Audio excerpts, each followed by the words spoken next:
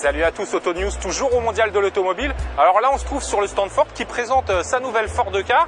Mais en vérité, nous, on va s'intéresser davantage à la marque Volkswagen qui présente ici à la porte de Versailles sa nouvelle Golf 6 et notamment sa variante GTI, la GTI Concept. On donnera ensuite la parole à un responsable de Volkswagen avant de terminer nos reportages chez Venturi. Mais allez, on commence tout de suite nos reportages avec la compacte de Volkswagen. Suivez-nous, c'est par là que ça se passe.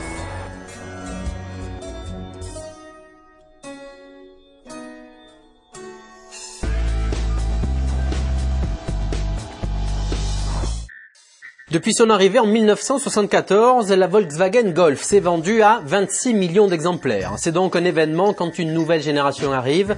La 6e a débarqué au Mondial de Paris et elle ne choquera en tout cas personne par son style tellement proche de sa devancière. On ne change pas une voiture qui gagne, mais tout de même, Volkswagen s'est montré frileux sur le dessin de sa Golf 6, vraiment très proche de la Golf 5.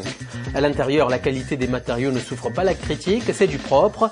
En vérité, la Golf 6 est surtout nouvelle par les équipements proposés, contrôle automatique des distances, système d'amortissement piloté avec direction adaptative, distance de sécurité réglable, 7 airbags dont un de genou, un EPS optimisé, bref du lourd, du très lourd.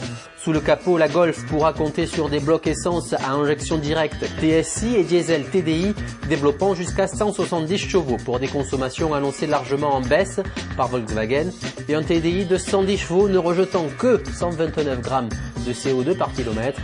Il donnera d'ailleurs droit à un bonus de 200 €. Les tarifs de la Golf 6 démarreront à 15 990 € à sa sortie sur le marché le mois prochain. Volkswagen présente aussi la version GTI de la Golf sous l'appellation Concept, mais qu'on se le dise, la GTI de série sera à peu de choses près celle qui trône au mondial.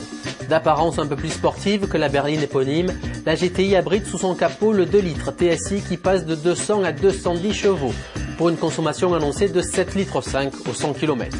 Quoi qu'il en soit, au mondial, le public se masse toujours autant autour de la Golf et sa sportive de sœur GTI, preuve que son pouvoir de séduction est toujours intact.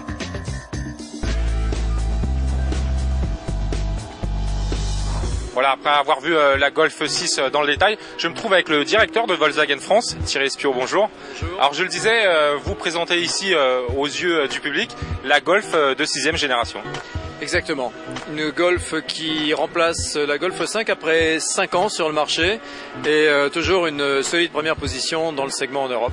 Alors une Golf qui a connu jusqu'à présent une carrière commerciale exceptionnelle, hein, plus de 26 millions d'exemplaires. J'imagine que pour cette 6e génération, les ambitions sont toujours à la hausse. Absolument, 26 millions en 34 ans et des années de domination.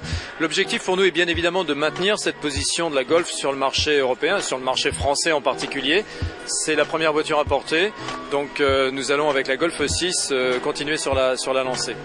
Présenter ici également Monsieur Lespiau à la porte de Versailles la nouvelle Golf GTI, même si elle s'appelle ici GTI Concept. En vérité, il s'agit quasiment du modèle de série. Hein. On est effectivement très proche de la version de série qui pourra être commandée dès le début de l'année, mais réellement livrable à partir du printemps 2009. Et par contre, la Golf 6 arrive dans les concessions françaises dès la semaine prochaine. Et là, elle est livrable immédiatement avec toutes les qualités que nous avons mis dans cette voiture et surtout à noter une réduction drastique des émissions de CO2 et de la consommation de cette voiture. Et avec quelle motorisation sera commercialisée cette Golf GTI?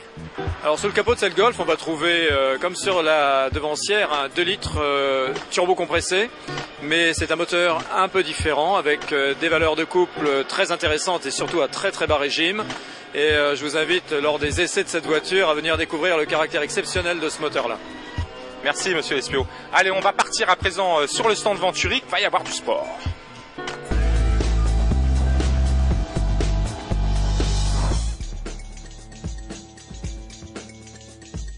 Attention petit bijou, le constructeur monégasque Venturi vient de dévoiler en première mondiale son concept électrique volage et on en prend soin. En association avec le fabricant de pneumatiques Michelin, il s'agit d'un roadster basé sur la plateforme de la Venturi. La volage repose sur un châssis en carbone et se mue grâce à des moteurs électriques appelés Active Wheel développés par Michelin. Les moteurs placés dans chacune des 4 roues développent une puissance totale de 220 kW. Mais électrique ne veut plus dire se traîner sur les routes. La preuve avec les performances de la volage digne d'une sportive traditionnelle, de 0 à 100 km/h en moins de 5 secondes. Côté autonomie, la volage de Venturi peut rouler 320 km sans recharge et pour ce faire, elle fait appel à des batteries lithium polymère de 45 kW. L'aventure e-volage devrait être produite en série à partir de 2012. Les tarifs, on imagine qu'ils devraient calmer les ardeurs du plus grand nombre.